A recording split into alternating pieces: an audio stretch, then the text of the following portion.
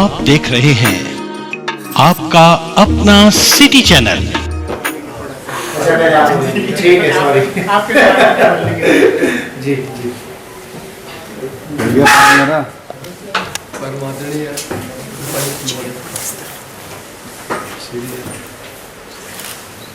मुकेश रेपसवाल जी, IAS, ADM साहब, AC साहब, हमारे उपायुक्त जो पहले हैं DC से, आप सभी जानते हैं।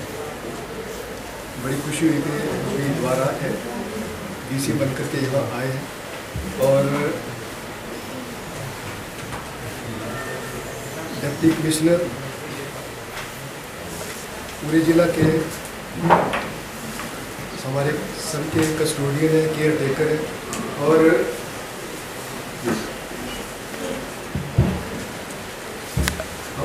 IAS all India training services से है। साथ में हमारे ADM साहब है राहुल जी और PP सिंह जी हैं, स्टेट की ट्रेनिंग सर्विसेज से है। हमें बड़ी खुशी हो रही है।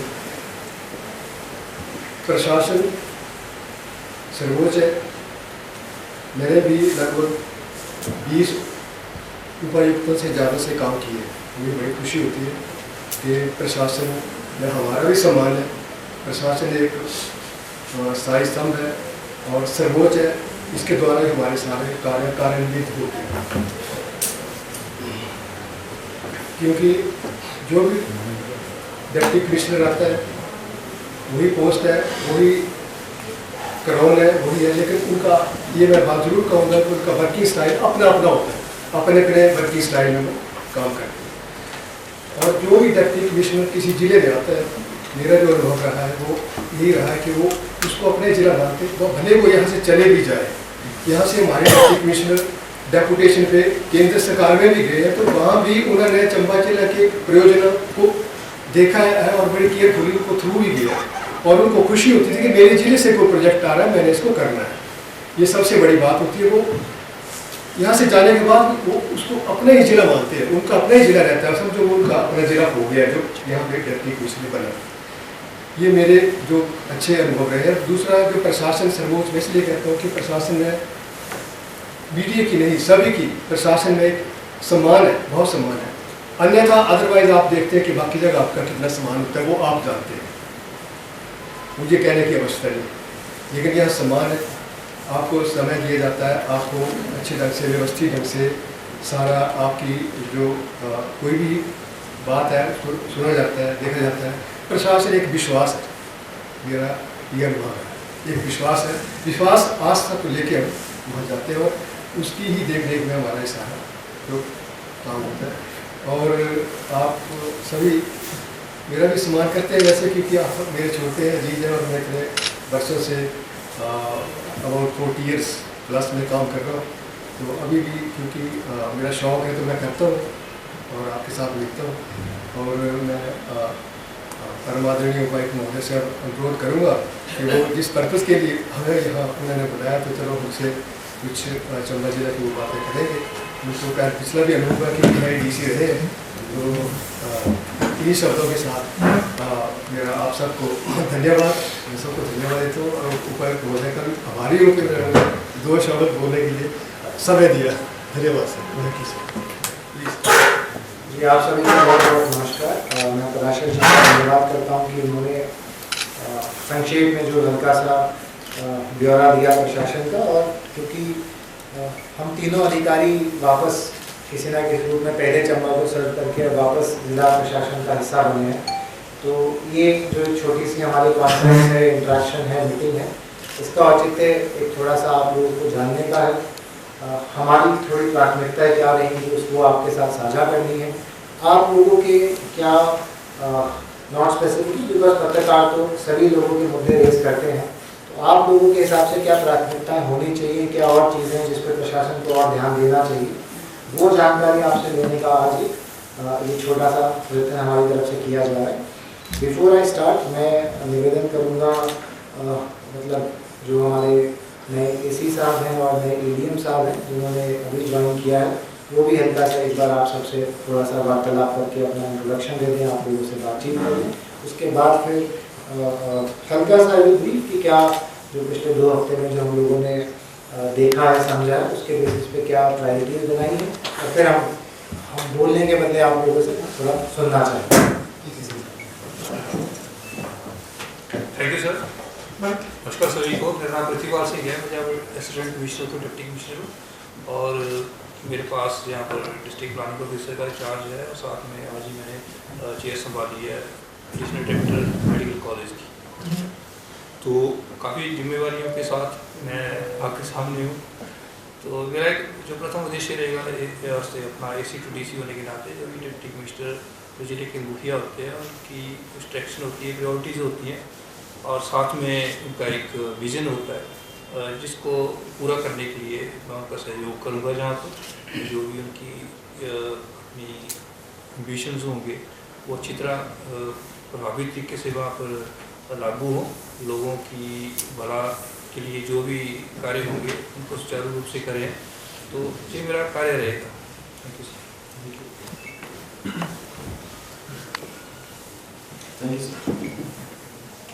मैं राहुल चौहान। मुझे चंबा में बहुत लंबा एक्सपीरियंस है। मैं यहाँ पे स्कूल टीचर रहा, यहाँ पे मैं तहसील वेलफेयर ऑफिसर रहा, 2 ब्लॉक्स में वीडियो रहा, AC-DC का काम किया, SDM चंबा रहा, और अब PDM चंबा हूँ। तो बहुत सारी जो प्रॉब्लम्स हैं उनको मैं भली भांति जानता हूँ, और नो डाउट सर ने जैसे कहा कि सर ने भी यहाँ पे पहले ADC का काम किया है एज ADC, तो सर को भी मालूम है यहाँ की चीज़ों के बारे में और यहाँ पे क्या प्रॉब्लम्स हैं। तो सबसे अच्छी बात यह है कि शायद आप लोगों को हमें एकदम से, हम फ्रेश नहीं है, एकदम से ये बताने की ज़रूरत नहीं है कि कहाँ क्या प्रॉब्लम है। मुझे मालूम है कौन सी पंचायत में क्या काम हो रहे हैं, किस तरह के काम हो रहे हैं, और MC में क्या प्रॉब्लम्स हैं।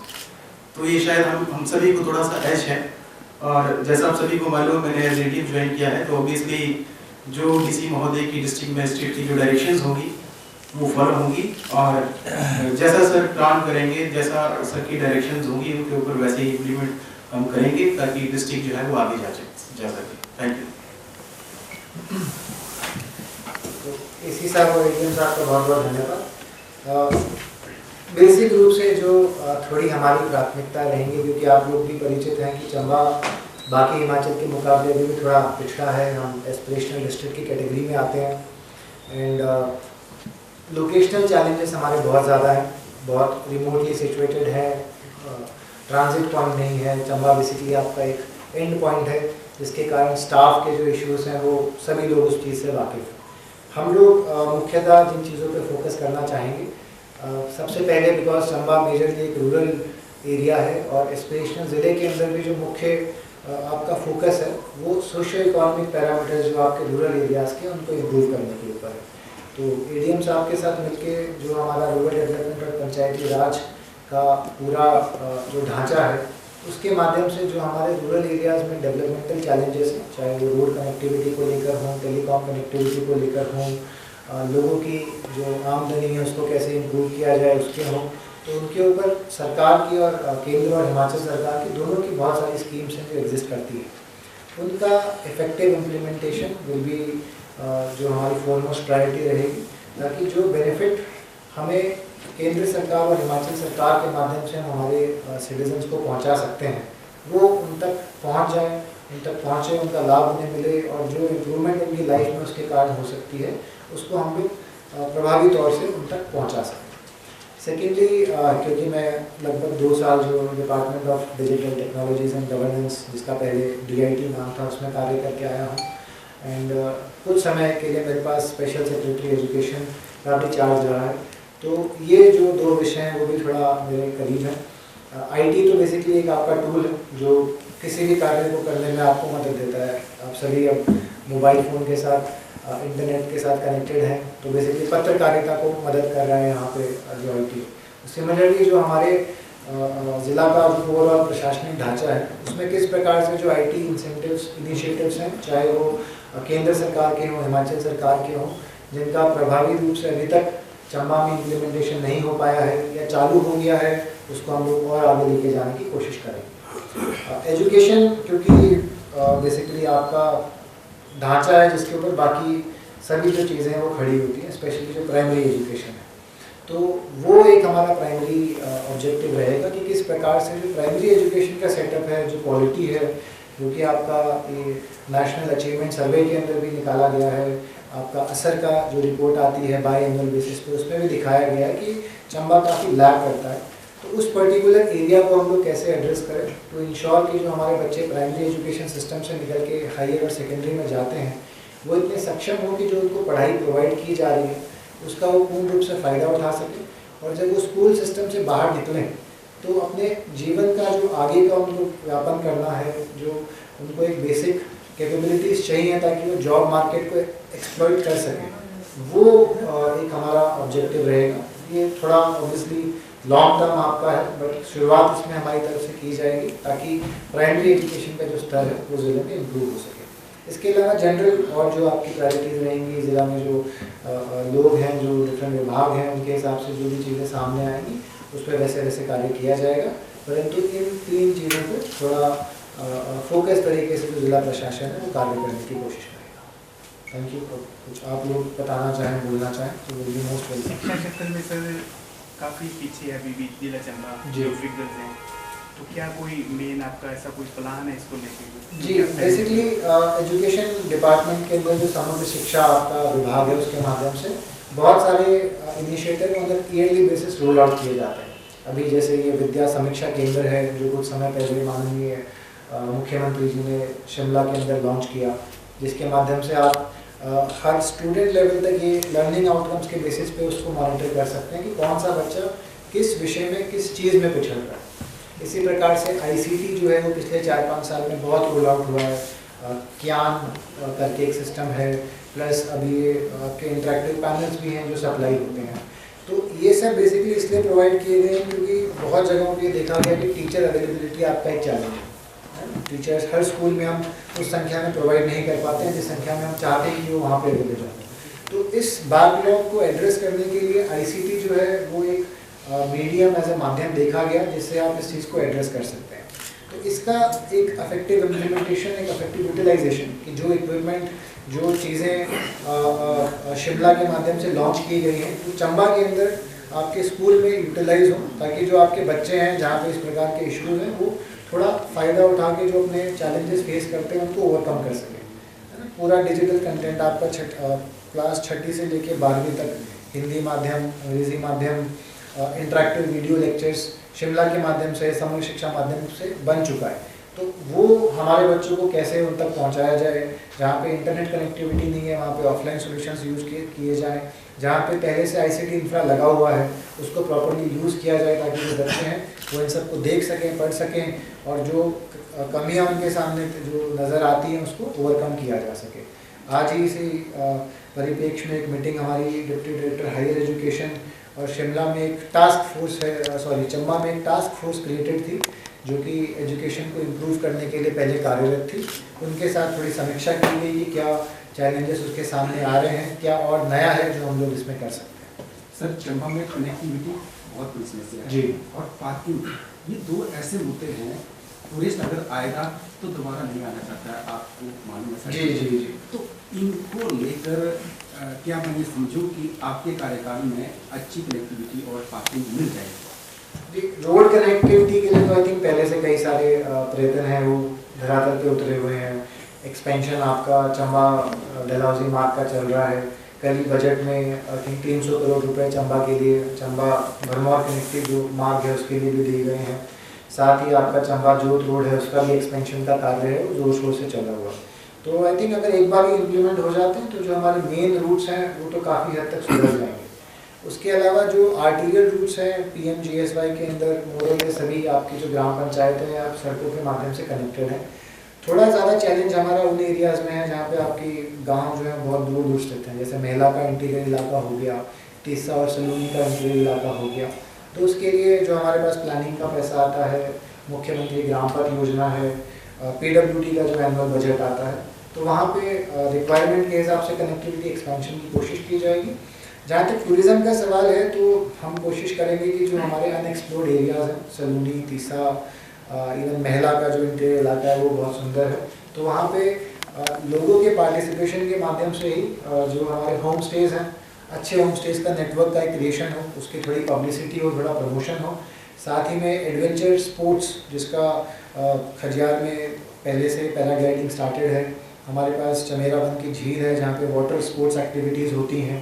तो और किस प्रकार की एक्टिविटीज़ हम लोग यहाँ पे प्रमोट कर सकते हैं, उनको भी थोड़ा आइडेंटिफाई करके और जल्दी डेवलपमेंट की कोशिश की जाए। सर कनेक्टिविटी की बात आई, लॉकडाउन के टाइम जो ऑनलाइन पढ़ाई चल रही थी, हाँ जी, उसमें सबसे अहम विषय ये आया कि कई जगह अभी भी नेटवर्क समस्या है। वो गांव फाइंड आउट भी हुई, पंचायतें भी फाइंड आउट हुई, मगर दुर्भाग्य ये है कि अभी तक वहाँ पर वो कनेक्टिविटी की व्यवस्था पूर्ण नहीं हो पाई। उसको कैसे दें? जी, इसमें बेसिकली आपका एक 4G सैचुरेशन का प्रोजेक्ट है जो हिमाचल सरकार और केंद्र सरकार के माध्यम से चल रहा है, जिसके अंतर्गत मेरे हिसाब से चंबा में कुछ 95 के आसपास मोबाइल टावर्स की इस्टेब्लिशमेंट हुई है। उसमें चंबा ज़िले ने अभी तक बहुत बेहतरीन कार्य किया है। जितनी भी साइट्स हैं वो आइडेंटिफाई करके BSNL को हैंड ओवर करने की जो प्रक्रिया है वो ऑलमोस्ट कंप्लीशन पे है।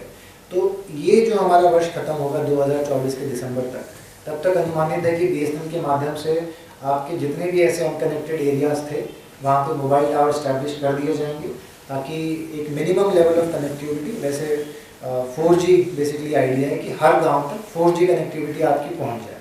तो उसका थोड़ा फॉलोअप किया जाएगा कि वो टाइमली कंप्लीशन हो। अगर लोकल लेवल पे कुछ इश्यूज आते हैं BSNL को, तो SDM के माध्यम से, लोकल लोगों के माध्यम से रिजॉल्व किए जाएंगे, ताकि टावर लगने में, आपका फाइबर ले डाउन करने के अंदर किसी प्रकार का देरी ना हो, ताकि जो हमारे गांव अछूते हैं कनेक्टिविटी से, वहाँ तक भी हम लोग पहुँच सकें।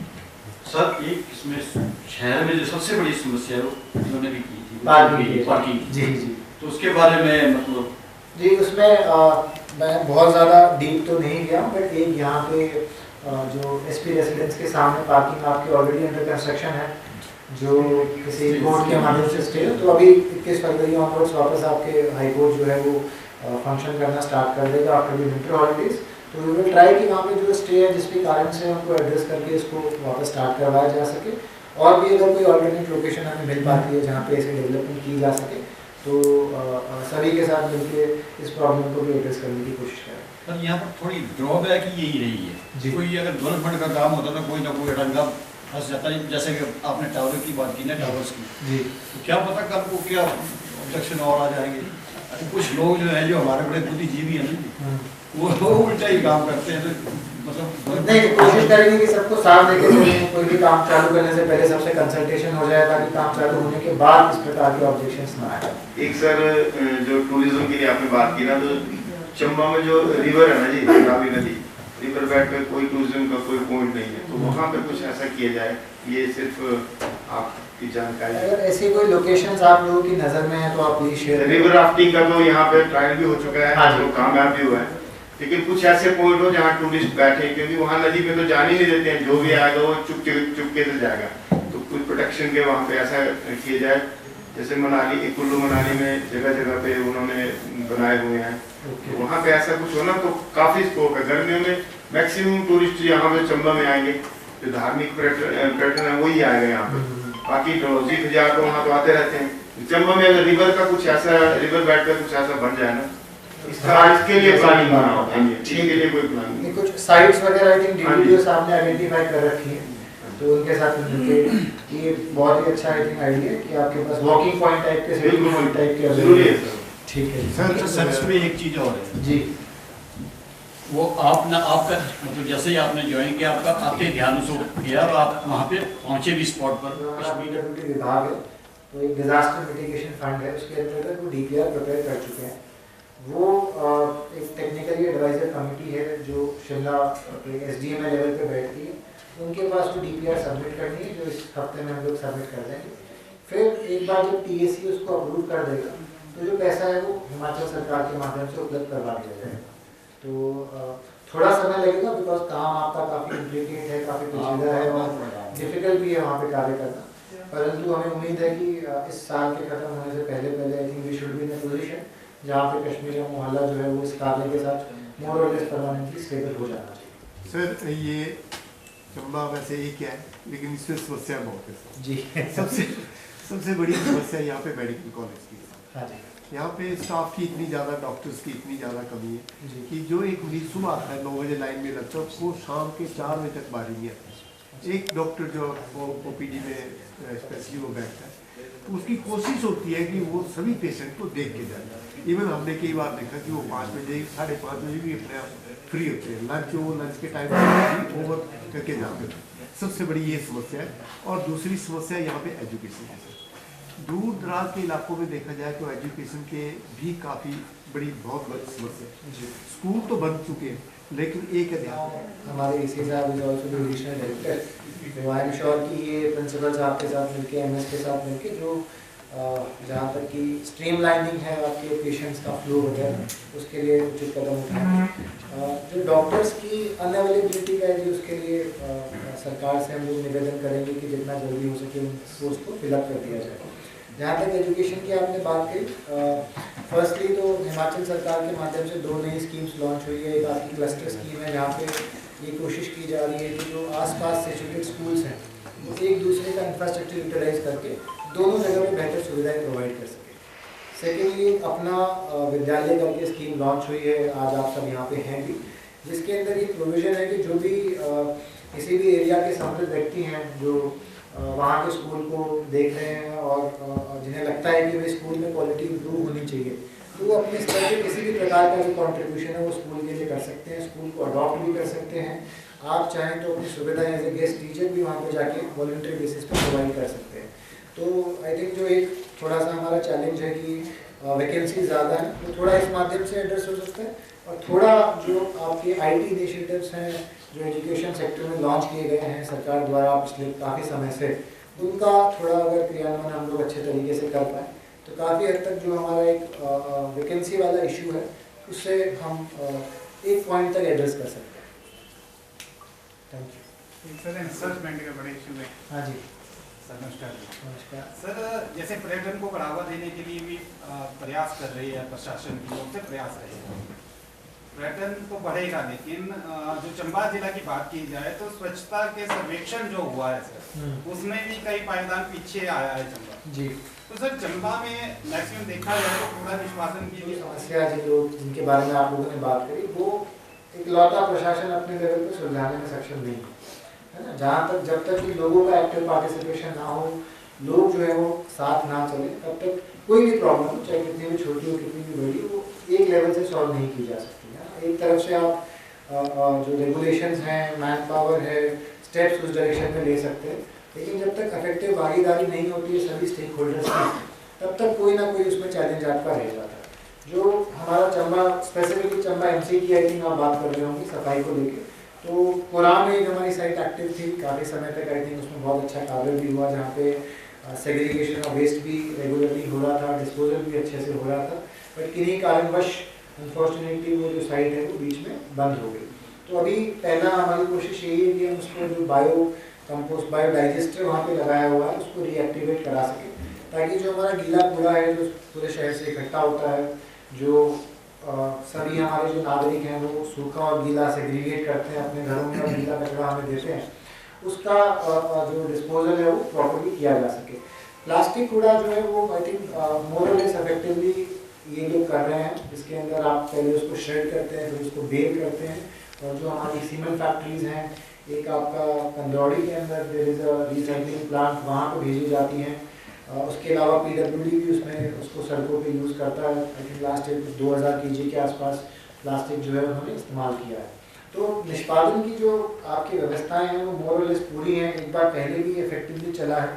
तो आई एम श्योर कि आप सबके कॉन्ट्रीब्यूशन से, आप सबके साथ से और हमारी MC के थोड़े से प्रयासों से वापस जो एक हमारी प्रणाली ठीक चल पड़ी थी, हम उसे वापस ट्रैक पे ले आएंगे। और जो छोटे मोटे चैलेंजेस है, समस्याएं चली रहती हैं, जैसे जैसे आती जाएंगी वैसे वैसे उनको रिजॉल्व करते जाएंगे। तो मुझे नहीं लगता कि ये कोई इतनी बड़ी समस्या है जिससे हम पार नहीं पा सकते, है ना। मुझसे पहले भी जो DC रहे हैं, मुझसे पहले भी जो अधिकारी रहे हैं, उन्होंने भी इस चीज़ में बहुत प्रयत्न उठाए हैं, ताकि आज हम ऐसी स्थिति में हैं कि जहाँ पे प्रॉब्लम जो रिजॉल्वेबल है। तो वी आर श्योर कि कुछ समय में आप लोगों के एक्टिव पार्टिसिपेशन के साथ इस समस्या से भी एक लेवल तक हम एड्रेस करने में सक्षम रहे। सर, शहर में आपने भी विजिट किया और आपने महसूस भी किया और टोका भी अतिक्रमण का बोलबाला हाँ है। जी। रेडियाँ परमिट लिए हुए हैं पर वो स्टेबल है, मूवेबल कोई भी रेडी नहीं नजर आती। उसी प्रकार कई दुकानदार हैं जो अपने दुकान के हद से भी बाहर 2-2, 3-3 फीट है। जी। हर अधिकारी आता है, चैलेंज को एक्सेप्ट करता, पर वो चैलेंज पूर्ण नहीं हो पाता।